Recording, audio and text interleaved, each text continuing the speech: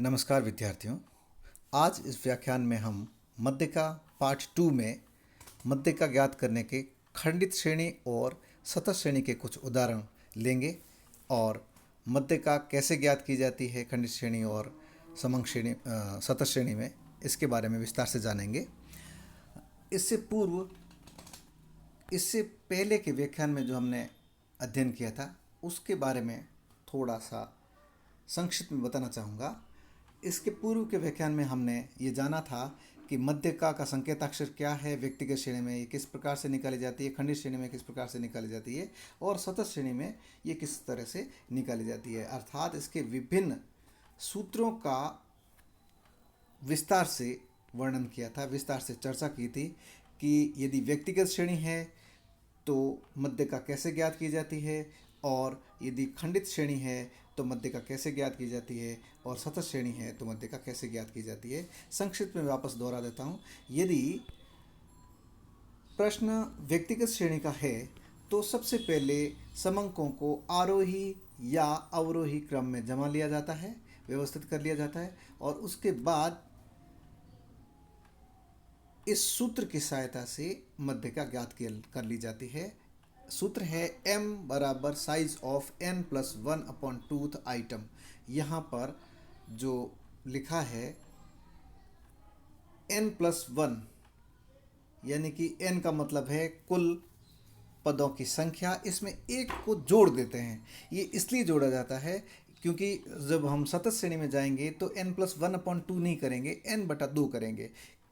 इसका कारण ये है कि जब हम व्यक्तिगत श्रेणी में किसी प्रश्न को हल करते हैं तो व्यक्तिगत श्रेणी में समंक बिखरे हुए होते हैं। जब हम उनको जमाते हैं तो दोनों ही ऑप्शन हमारे पास में होते हैं, चाहे तो हम आरोही क्रम में जमाएं और चाहे तो अवरोही क्रम में जमाएं।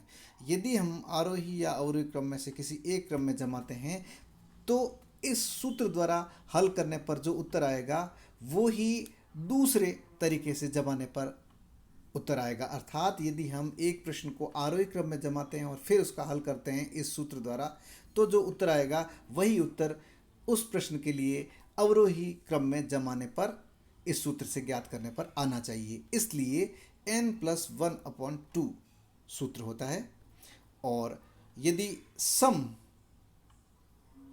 पद हो यानी पदों की संख्या सम हो तो ऐसी स्थिति में n+1 करने के बाद जब 2 का भाग देते हैं तो वो पॉइंट में उत्तर आएगा। जब पॉइंट में उत्तर आता है अर्थात जैसे 5.5 आ गया, जैसे कुल पद 10 हैं तो 10 में 1 जोड़ा 11 हो गया, 11 में 2 का भाग दिया तो वो 5.5 आएगा। तो वो 5.5वां पद कैसे ज्ञात किया जाएगा, उसके लिए 5.5वां पद बराबर 5वां पद प्लस 6वां पद बटा 2 इस सूत्र के द्वारा ज्ञात कर लेंगे। और इसके बाद हमने चर्चा की थी कि खंडित श्रेणी में किस प्रकार से मध्यका ज्ञात की जाती है। तो खंडित श्रेणी में भी यही सूत्र रहता है, साइज ऑफ n+1/2th आइटम। लेकिन इसके लिए खंडित श्रेणी में सबसे पहले हम ये देखेंगे कि प्रश्न जमा जमाया होता है। इसमें न तो आरोही क्रम या अवरोही क्रम कुछ नहीं देखना होता है, क्योंकि जो भी प्रश्न में दिया हुआ है वो x के साथ में फ्रीक्वेंसीज दी होती है। अर्थात प्रश्न पहले से ही जमा हुआ है, चाहे वो आरोही क्रम हो या अवरोही क्रम हो। सबसे पहले हम उसकी संचय आवृत्ति ज्ञात कर लेते हैं CF और उसके बाद में हम इस सूत्र द्वारा मध्यका का पद ज्ञात कर लेते हैं n+1/2 करके। अर्थात यहाँ पर जो n है वो फ्रीक्वेंसीज की जोड़ होती है, तो फ्रीक्वेंसीज की जोड़ में एक जोड़कर 2 का भाग देने पर जो संख्या आती है उसको हम CF में देख लेते हैं। जिस CF में शामिल है उसका x या उसका मूल पद ही हमारी मध्यका होती है। और इसके बाद हम लेते हैं सतत श्रेणी का सूत्र। सतत श्रेणी के अंतर्गत जो प्रश्न है वो वर्गांतर के साथ में फ्रीक्वेंसीज दी होती है। तो सबसे पहले हम क्या करते हैं, सबसे पहले फ्रीक्वेंसीज की CF ज्ञात कर ली जाती है, संचयी आवृत्ति ज्ञात कर ली जाती है। उसके बाद में n/2 अर्थात जो n है फ्रीक्वेंसीज की जोड़ है उसमें 2 का भाग देकर CF में देखा जाता है कि वो किस में शामिल है।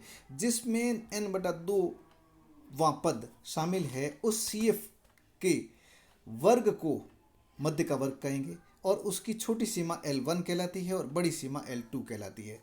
इस तरह से हम ये तय कर लेंगे सबसे पहले CF ज्ञात करने के बाद में n/2 ज्ञात करके CF में देख करके कि मध्य का वर्ग कौन सा है, और मध्य का वर्ग जब ज्ञात हो जाता है उसके बाद हम उचित सूत्र द्वारा मध्यका का हल करते हैं। सूत्र कैसे उचित समझेंगे, अर्थात यदि आरोही क्रम में प्रश्न दिया हुआ है तो ये वाला सूत्र लागू होगा, m बराबर L1 plus n/2 minus C/F into I।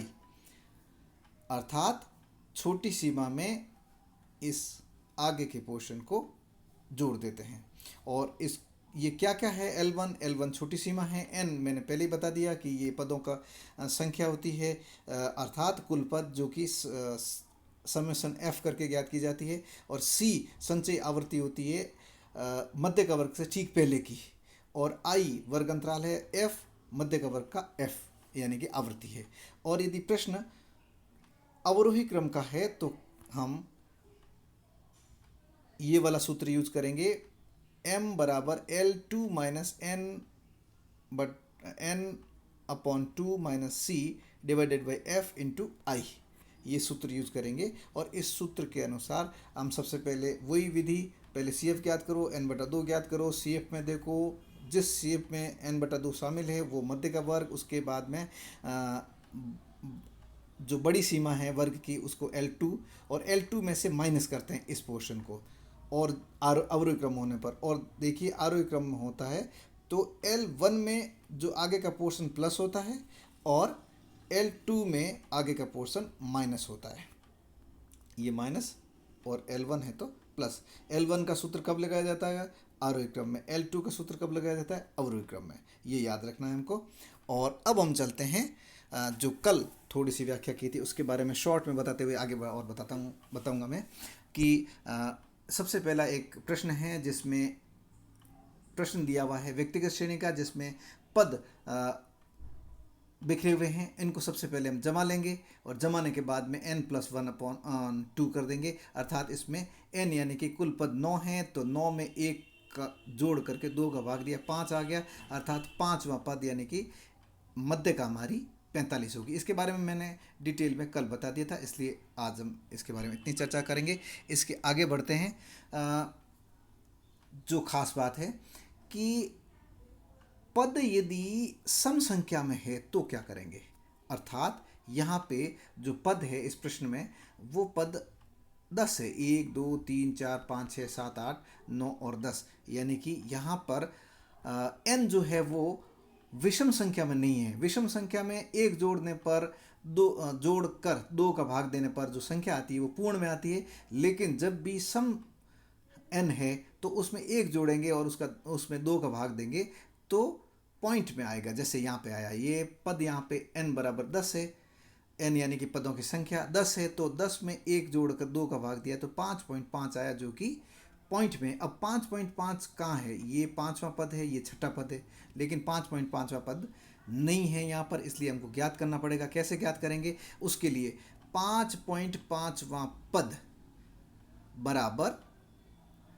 5वें क्रम का पद प्लस 6वें पद क्रम का पद बटे 2, यानी यहाँ पे हम क्या देख रहे हैं, 5.5वां जो पद है वो किस तरह से निकालेंगे, 5वें और 6वें पद को जोड़कर 2 का भाग दे देंगे। 5वें और 6वें पद को जोड़कर 2 का भाग, 5वां पद है 45 और 6वां पद है 50, तो इन दोनों को हम जोड़ देंगे, 45 प्लस 50 बटे 2, तो उत्तर हमारा आ जाएगा, जो भी संख्या आएगी वही हमारा उत्तर होगा। तो m बराबर 47.5, यानी 45 प्लस 50 बटे 2 बराबर 47.50, यानी मध्य का बराबर 47.2। ये है व्यक्तिगत श्रेणी का प्रश्न। अब हम चलते हैं खंडित श्रेणी की तरफ। ये प्रश्न लिया है मैंने सांख्यिकी की पुस्तक के नागर से, और ये प्रश्न जो है वो खंडित श्रेणी का प्रश्न है और इसमें मध्य का पूछी गई है। प्रश्न है, निम्न बंटन में मध्य का मूल्य ज्ञात कीजिए। और पद का आकार दे रखा है 8, 10, 12, 14, 16, 18 और 20। और आवृत्तियाँ दी हुई है 3, 7, 12, 28, 10, 9 और 6। ये आवृत्तियाँ दी हुई है। सबसे पहले हम क्या करेंगे, इनको इस तरह से लिख देंगे। ये जो पद थे इनको हमने ऐसे, ये जो रो थी उसको हमने सीधा कॉलम में लिख दिया और दूसरे कॉलम में दूसरी रो यानी कि आवृत्तियाँ लिख दी। और उसके बाद आवृत्तियों की जोड़ कर ली। आवृत्तियों की जोड़ इसलिए करेंगे क्योंकि हमें n चाहिए और n खंडित श्रेणी और सतत श्रेणी में n फ्रीक्वेंसीज की जोड़ होती है, आवृत्तियों की जोड़ होती है। समेशन f = n होता है। इसलिए उसके बाद सबसे पहले क्या करते हैं, संचयी आवृत्ति ज्ञात करते हैं, जैसा मैंने पहले सूत्र में बताया था। तो संचयी आवृत्ति ज्ञात करने का CF ज्ञात करने का, CF यानी कि क्युमुलेटिव फ्रीक्वेंसी संचयी आवृत्ति CF। इसमें प्रत्येक आवृत्ति में अगली आवृत्ति को जोड़कर उसके सामने लिखना होता है। तो सबसे पहले हम लिख रहे हैं 3 फ्रीक्वेंसी जो है उसके संचयी आवृत्ति 3 ही है, क्योंकि इससे पहले कोई संख्या नहीं है। अब जस्ट नेक्स्ट चलते हैं। तो 3 के बाद में 3, ये 3 और ये 7 जोड़कर 7 के सामने लिख देंगे, ये 10 हो गई। उसके बाद में 10, ये 10 और 12 जोड़कर इसके सामने लिख देंगे, 22 हो गई। इसी तरह से 22 और 28 जोड़कर 50 हो गई। फिर 50 और 10 जोड़कर 60 हो गई। फिर 60 और 9 जोड़कर 69 हो गई। फिर 9 और 6 जोड़कर 75 हो गई। और जो लास्ट हमारी CF है वो ही n होता है। यदि हम इसको टैली करना चाहते हैं तो देख लीजिए कि लास्ट CF ही समेशन f होता है, यानी कि फ्रीक्वेंसीज की जोड़ जो होती है कुल, वो ही संचयी आवृत्ति की लास्ट संख्या होगी। अर्थात n बराबर 75 है। और अब हम इसमें सूत्र में रख देंगे median = size of n+1/2 item. तो n यहाँ पर 75 है, तो 75 + 1 / 2 = 38th आइटम। 38th आइटम यानी कि 38वां पद। इसका मतलब ये होगा कि 38 उत्तर नहीं है हमारा, मध्य का 38 नहीं होगी, 38वां पद होगा। 38वां पद कैसे ज्ञात करेंगे, 38वें पद को जो हमने n+1/2 किया है, इस जो भी संख्या आती है इसको हम इस CF में देखेंगे कि इसमें वो शामिल है। तो 38 3 में नहीं है, 10 में नहीं है, 22 में नहीं है, यानी ये 38 से बड़े हैं, लेकिन 50 के अंदर ही है, यानी इससे पहले पहले ही है। तो ये किस में शामिल है, 22 में तो नहीं है, यहाँ तक तो नहीं आई, लेकिन ये 50 में है। यानी कि उससे जस्ट बड़ी संख्या जो भी ज्ञात होता है n+1/2 से, उससे जस्ट बड़ी संचयी आवृत्ति में वो शामिल मानी जाती है। तो यहाँ 50 में ये 38 शामिल है। इसका मूल पद, यानी इसका मूल पद है 14, इसलिए मूल पद ही उत्तर होता। मैंने पहले भी बताया था कि समांतर माध्य, मध्य का और बहुलक हमेशा पदों में से या वर्गांतर में से ही होता है। इसलिए हमारा जो उत्तर होगा वो होगा मीडियन = 14। क्यों? क्योंकि ये n+1/2 द आइटम 14 है, इसलिए 14 होगा। अब हम चलते हैं अगले स्लाइड में और अगला प्रश्न है, ये प्रश्न हमने इस प्रश्न को हमने इसमें समांतर माध्य में सॉल्व किया था। और ये प्रश्न है, एक बगीचे में लगे 360 पेड़ों की ऊंचाई से संबंधित आंकड़े निम्नानुसार है, जिनसे बगीचे के पेड़ों की मध्य का ऊंचाई ज्ञात कीजिए। प्रश्न है, ऊंचाई दे रखी है फीट में, जो कि वर्ग में है। 0 से 7 फीट के पेड़ 26 है, 7 से 14 फीट के पेड़ 31 है। इस तरह से प्रश्न दिया हुआ है। जब प्रश्न वर्गांतर के साथ फ्रीक्वेंसीज दी होती है तो उसे हम सतत श्रेणी का प्रश्न कहेंगे। और जब सतत श्रेणी का प्रश्न होता है तो सीधा इसका उत्तर नहीं हो सकता, हल नहीं हो सकता, n+1/2 नहीं होता है। इसमें जो सूत्र होता है वो होता है, यदि आरोही क्रम है तो सूत्र होता है L1 + n/2 - c / f × I। जैसे कि मैंने सबसे पहले आपको बताया था, ये यहाँ पे सूत्र है, ये वाला सूत्र लिया हमने और इस सूत्र को लेकर हम इस प्रश्न को हल कर रहे हैं। इसके बाद क्या करेंगे, ये सूत्र हम दिमाग में रखेंगे कि प्रश्न हमारे पास में ये है, इतना प्रश्न में दिया हुआ है। उसके बाद हमको क्या करना है, सबसे पहले उसकी संचयी आवृत्ति ज्ञात कर दीजिए, सी एफ ज्ञात कर दीजिए। सी एफ ज्ञात करने का तरीका मैंने बताया था, ये फर्स्ट में 26 का 26 हो जाएगा, उसके बाद में 26 और 31 जोड़ के 31 के आगे लिख दीजिए, फिर 57 और 35 को जोड़ के 35 के आगे लिख दीजिए। इस तरह से हमारे संचयी आवृत्ति ज्ञात हो जाएगी। संचयी आवृत्ति ज्ञात होने के बाद में हम क्या करेंगे, सबसे पहले n/2 करेंगे। सबसे पहले n/2 यानी n/2 जो ही हम करेंगे तो वो जो n/2 संख्या आएगी, अर्थात n कितना है यहाँ पे, समेशन f यानी कि n f की जोड़, जो कि पहले ही लिखी हुई है कि कितने पेड़ है बाग में, कितने इस बगीचे में कितने पेड़ है, 360 पेड़ है, पहले से ही लिखा हुआ है। इसलिए हम फिर भी हमें ज्ञात करना होगा, लिखना चाहिए हमें। और क्योंकि किसी में लिखा होता है किसी में नहीं होता है, तो भी हमको गणना करनी आवश्यक होती है। यहाँ पे अंतिम आवृत्ति भी 360 आई और n बराबर 360 है, तो 360/2 कर देंगे। और 360/2 करने के बाद हमारे पास में जो उत्तर आएगा वो होगा 180। 180 को हम इस सी एफ में देखेंगे और वो किस में शामिल है ये देखेंगे। तो 180 इस सी एफ में 26 में नहीं है, 57 में नहीं है, 92 में नहीं है, 134 में नहीं है, किस में है, 216 में है। तो 216 की जो वर्ग अंतराल है वह हमारा मध्य का वर्ग कहलाएगा। अर्थात 28 से 35 का जो वर्ग अंतराल है यह मध्य का वर्ग कहलाएगा। इसकी छोटी सीमा 28 है और बड़ी सीमा 35 है, यानी L1 28 और L2 35 है। अब हमारा जो प्रश्न है वो किस में है, आरोही क्रम में है, यानी असेंडिंग ऑर्डर में है। तो जब आरोही क्रम में होता है तो सूत्र होता है L1 प्लस जो भी आगे की है वो आपको पहले मैंने बताया वैसे ही जैसे ये दिख रहा है यहाँ पे। तो हमें क्या करना होगा, इसके बाद हमको इस छोटी सीमा को यहाँ से हमने ले लिया और उसके बाद हमें क्या चाहिए, और n/2 चाहिए, जो कि हम पहले ही निकाल चुके हैं। चाहे तो हम n/2 सीधा 180/2 लिखें और चाहे तो हम सीधा बना जो हम पहले निकाल चुके हैं 180 वो लिख सकते हैं सीधे ही। उसके बाद हमको क्या चाहिए, और उसके बाद हमको चाहिए f फ्रीक्वेंसी। तो इस मध्य का वर्ग की फ्रीक्वेंसी ही हमारी f कहलाएगी। देखिए यहाँ पे मैं बता रहा हूँ फिर से, 216 की ये मध्य का वर्ग, इसकी छोटी सीमा 28 है और इसकी आवृत्ति 82 है, तो ये फ्रीक्वेंसी f कहलाएगी। जो सूत्र में f जो यहाँ पे है वहाँ पे लिखेंगे। और इस मध्य का वर्ग से ठीक पहले की संचयी आवृत्ति हमारी क्या कहलाएगी, c कहलाएगी। इसमें मैंने डिनोट भी कर रखा है, आप देख सकते हैं यहाँ पे। और उसके बाद i यानी इस वर्गांतर में 0 से 7 का अंतर, 28 से 35, इसमें सब में बराबर अंतर है। तो इस जो मध्य का वर्ग है उस वर्ग में कितना अंतर आ रहा है, 7 का अंतर आ रहा है, अर्थात i बराबर 7 है।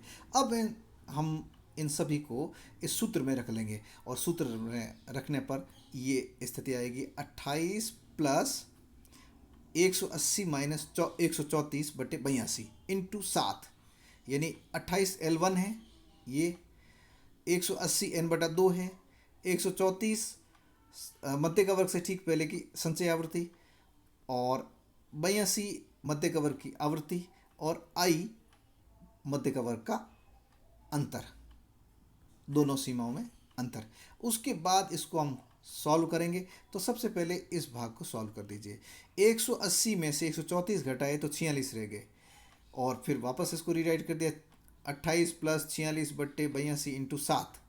फिर हम क्या करेंगे, ये मैंने स्टेप इसलिए बढ़ाई ताकि आप आराम से सीख सकते हैं। आप चाहें तो सीधा ये कर सकते हैं, 180 में से 134 घटाने पर जो आता है उसमें 7 को गुणा कर लीजिए और उसके बाद में 82 का भाग देकर भी सीधा लिख सकते हैं। तो सीधा लिखते हैं तो ये आएगा, और नहीं तो स्टेप बाय स्टेप बढ़ते हैं तो इस तरह से, ये स्टेप पहली, दूसरी स्टेप, ये तीसरी स्टेप है। 46 और 7 का गुणा करके यहाँ लिख देंगे 382, उसमें 82 का भाग दे देंगे, पहले लिख देते हैं। उसके बाद में अगली स्टेप में 322 में 82 का भाग देंगे तो 3.92 आएगा। फिर हम क्या करेंगे, 28 में इसको जोड़ देंगे, उत्तर आएगा 31.92, यानी मध्य का हमारी 31.92 होगी। अब हम आगे चलते हैं और यही प्रश्न बहुत शॉर्ट में बताना चाहूँगा।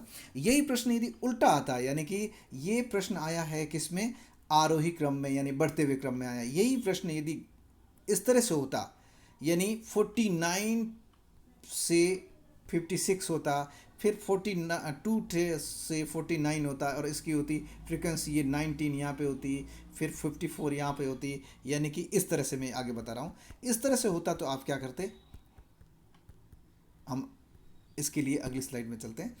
जैसे यही प्रश्न, सेम प्रश्न जो है अभी आपने देखा था, इसी प्रश्न को मैंने उल्टे से लिखा, यानी सबसे पहले वर्गांतराल ये लिखा और उसकी आवर्ती ये लिखी, ये देखिए ये, और फिर मैंने इसको लिखा, यानी मैं इसी आरोही क्रम के प्रश्न को अवरोही में बदल रहा हूँ और बदल के दे दिया आपको, ये यहाँ पे लिख दी। फिर तीसरे में ये वाली, इस तरह से मैंने क्या किया, जो बढ़ते हुए क्रम में था उसको घटते हुए क्रम में इसको परिवर्तित कर दिया। जब इसको परिवर्तित किया तो कुछ इस तरह से दिख सकता है, मैंने आरंभिक कुछ लिखी है, इस तरह से हो सकता है। अब क्या होगा, ये आपके सामने इस तरह से और प्रश्न होगा, थेट एंड तक यहाँ पे आ सकेगा, ये यहाँ पे आ जाएगा और ये भी यहाँ तक आ जाएगा। अब मान लेते हैं ये प्रश्न हो गया, तो अब हमारे पास में सूत्र कौन सा होगा, सूत्र होगा ये वाला, ये जो सूत्र है ये वाला होगा, L2 minus N upon 2 minus C upon F into i, ये वाला सूत्र होगा। और इसके लिए सबसे पहले क्या करेंगे, हम सबसे पहले संचयी आवृत्ति ज्ञात करेंगे, उसके बाद में n/2 करके उस संचयी आवृत्ति में देखेंगे वो संख्या क्या है, और उसके बाद में मध्य का वर्ग तय हो जाएगी, उसकी आवृत्ति f कहलाएगी और उससे पहले की संचयी आवृत्ति c कहलाएगी, और वर्गांतर तो सेम है इसलिए कोई दिक्कत नहीं है। n/2 भी वही रहेगा, क्योंकि प्रश्न वही है इस कारण से।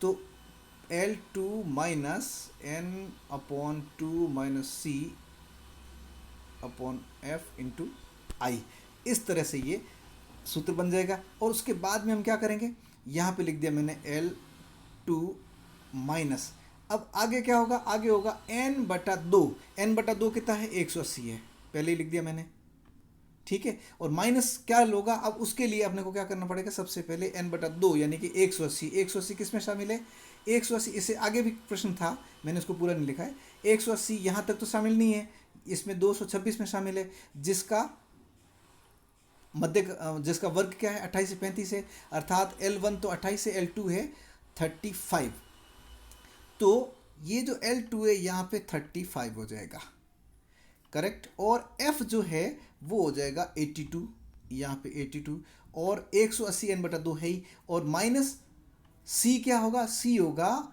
मध्य का वर्ग से ठीक पहले की संचयी आवृत्ति यानी 144, तो यहाँ पे लिख देंगे हम 144, और इस तरह से, और उसके बाद इंटू आई कर देंगे,